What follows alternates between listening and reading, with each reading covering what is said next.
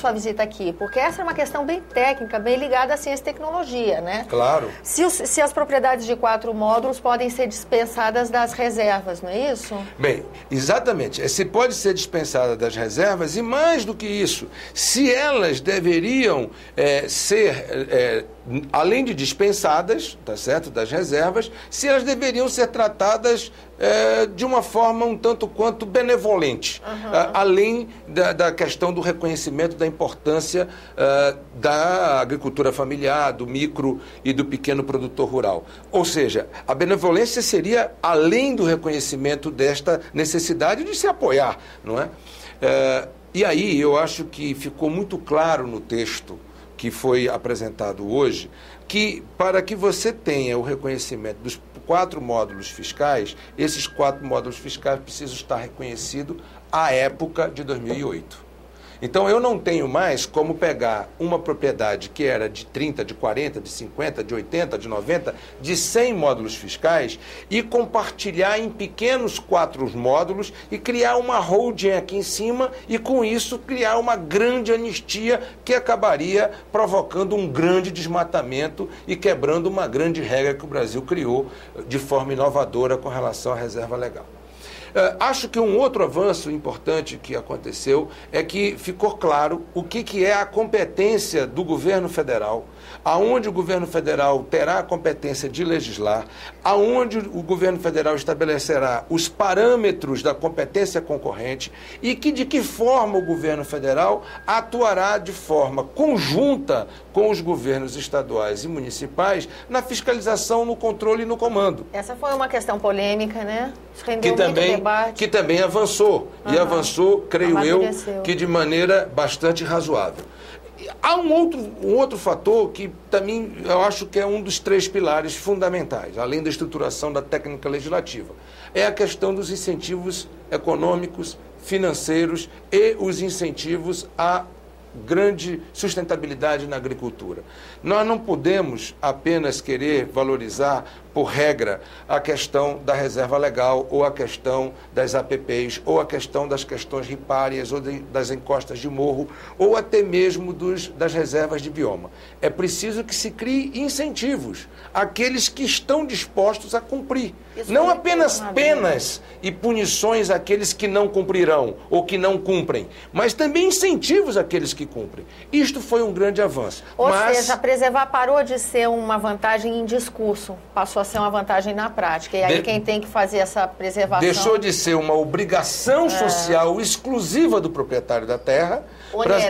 Onerado, tá certo? Para ser uma obrigação, como contribuição social do proprietário da terra, mas compartilhada com incentivos financeiros, econômicos e fiscais. No entanto, este capítulo, que é um capítulo novo na estruturação do Código Florestal, como proposto, ainda dependerá de uma regulamentação feita pelo Executivo nos próximos 180 dias. Acho que nós podemos ousar um pouco mais. Estamos lutando junto ao relator e junto, obviamente, à interlocução que há com o governo federal para que nós possamos avançar um pouco mais nesta questão.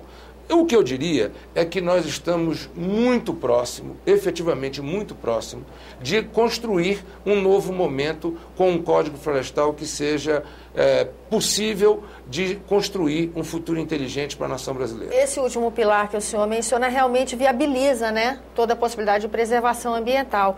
Qual seria esse arrojo? Aonde o senhor acha que seria o ideal chegar e que é o empenho na negociação agora? Bem, agora nós vamos precisar trazer para a mesa algumas discussões de caráter práticos. Por exemplo, um pequeno produtor que tem a sua reserva legal integral, que tem a sua área de preservação permanente integral, por que não ter taxas de juros diferenciadas no crédito agrícola? Por que não ter prazos de pagamento diferenciado no crédito agrícola? Reconhecimento, né? Portanto, isto é um reconhecimento. O agricultor que tem uma atividade agrícola de baixo carbono, que, portanto, faz baixa emissão de gases de efeito estufa, por que este não pode ser reconhecido e não pode ter mecanismos de mercado e mecanismos de fundos que possam financiar, por exemplo, modernização das suas reservas legais, para que ele possa fazer manejo florestal, para que ele possa agregar uma atividade econômica. Senador, e para encerrar, apesar de toda essa coerência, isso ainda é um arrojo? Ainda é um arrojo. Por que se diz que ainda é um arrojo? Porque, lamentavelmente, nós não podemos achar que o mercado, de forma neoliberal, de forma capitalista, está pronto e maduro para fazer essas compensações por si só.